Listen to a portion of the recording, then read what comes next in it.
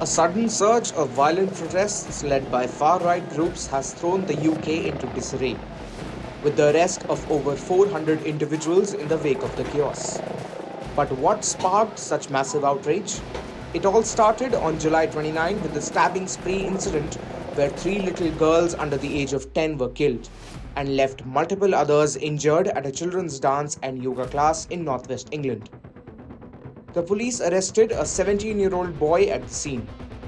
Though police initially withheld his name as the suspect was a minor, misinformation began to spread online, claiming that an asylum seeker was behind the attack.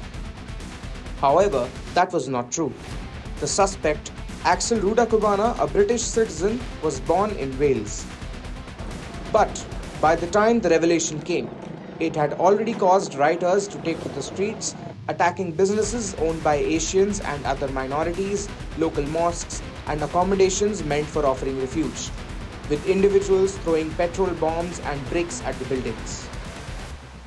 The rioters are predominantly far-right groups with strong anti-Islamic and anti-immigrant sentiments.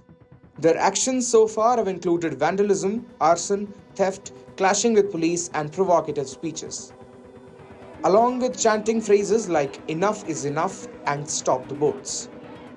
Let's take a look at how the government responded to one of the biggest riots in the UK in over a decade. Prime Minister Keir Starmer has taken a firm stance against the rioters. I quote, "This is not a protest.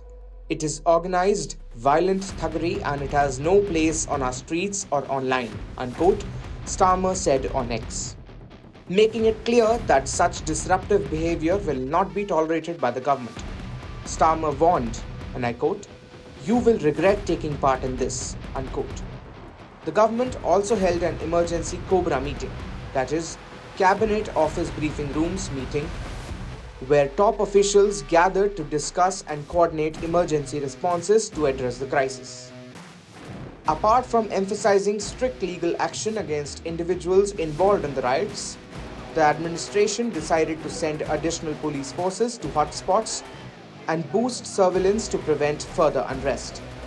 During the Monday meeting, Keir Starmer praised the police for their tireless efforts and wished the best to those who were injured in defense of the public.